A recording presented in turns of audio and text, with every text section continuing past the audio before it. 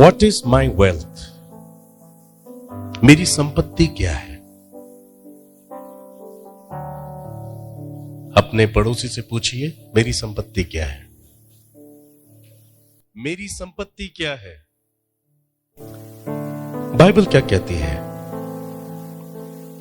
If you read the book of 1 John chapter 2 verse 15 to 17, पहला यूहन्ना 2 अध्याय 15 से 17 पद, तुम ना तो संसार से और न संसार में की वस्तु से प्रेम रखो। यदि कोई संसार से प्रेम रखता है तो उसमें पिता का प्रेम नहीं है, क्योंकि जो कुछ संसार में अर्थात शरीर की अभिलाषा, आंखों की अभिलाषा और जीविका का घमंड, वह पिता की ओर से नहीं परंतु संसार ही की ओर से है। और संसार उसकी अभिलाषाएं दोनों मिटते जाते हैं, पर जो परमेश्वर की इच्छा पर चलता है वो सर्वदा बना रहेगा। मेरी संपत्ति क्या है?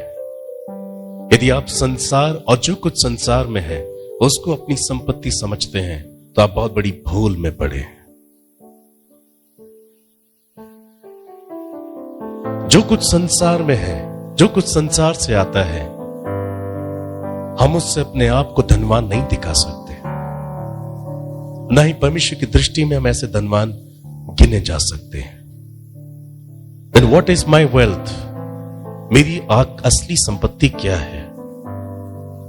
पहले हम संसार को मनन करें, क्या वाकई संसार की वस्तु मेरी संपत्ति हो सकती है? सपोपदेशक पहला अध्याय 1 से 9 पद में ऐसा लिखा है। इक्लेसियास्टिस चैप्टर 1 वर्स 1 to 9, संसार के विषय में यरूशलेम का राजा दाऊद का पुत्र सुलेमान क्या कहता है? यरूशलेम के राजा दाऊद के पुत्र उपदेशक के वचन। उपदेशक का यह वचन है कि व्यर्थ ही व्यर्थ, व्यर्थ ही व्यर्थ, सब कुछ व्यर्थ है उस सब परिश्रम से जिसे मनुष्य धरती पर करता है, संसार पर करता है। उसको क्या लाभ प्राप्त होता है? एक पीढ़ी जाती है और दूसरी पीढ़ी आती है, परंतु पृथ्वी सर्वदा बनी रहती है।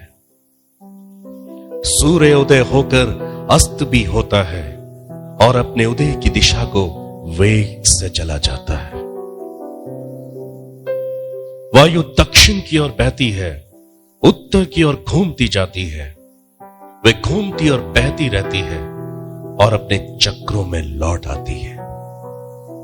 सब नदियां समुद्र में जा मिलती हैं तो भी समुद्र भर नहीं जाता। जिस स्थान से नदियां निकलती हैं उधर ही को वो फिर जाती हैं। सब बातें परिश्रम से भरी हुई हैं, मनुष्य इसका वर्णन नहीं कर सकता।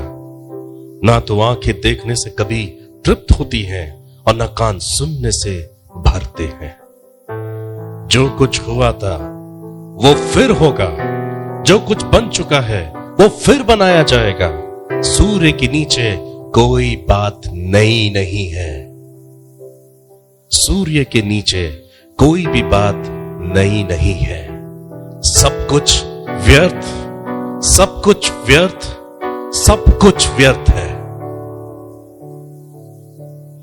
यरूशलेम का राजा दाऊद का पुत्र सुलेमान, जिसे इस्राएल के परमेश्वर ने असीम बुद्धि से आशीषित किया था, यह उसकी ओर से ज्ञान है कि संसार में उसकी वस्तुओं में सब कुछ व्यर्थ है। Are you with me? जो कुछ हुआ है वो फिर से किया जाएगा। एक पीढ़ी आती है, दूसरी पीढ़ी जाती है। सूर्य के नीचे, आकाश के नीचे कोई चीज नई नहीं होती। Then what is my wealth? सपोपदेशक 9 अध्याय 9 पद में ऐसा लिखा है। The book of Ecclesiastes chapter 9 verse 9, अपने व्यर्थ जीवन के सारे दिन जो उसने सूर्य के नीचे तेरे लिए ठहराए हैं, अपनी प्यारी पत्नी के संग बिताना।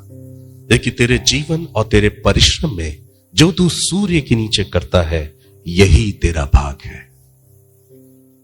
माय ब्रदर, माय सिस्टर, पवित्र आत्मा आपको बता रहा है आपकी असली संपत्ति क्या है, आपको किन बातों में ज्यादा ध्यान देना है, आप किन बातों से ज्यादा सुख, शांति, आराम और आनंद को प्राप्त कर सकते हैं। वो क्या हो सकता है? आकाश के नीचे, सूर्य के नीचे परमेश्वर कहता है अपने संसारिक व्यर्थ जीवन के सारे दिनों में जो उसने सूर्य के नीचे तेरे लिए ठहराए हैं, तो एक काम करना, अपनी पत्नी के साथ, अपने बच्चों के साथ तुम वक्त को बिताना।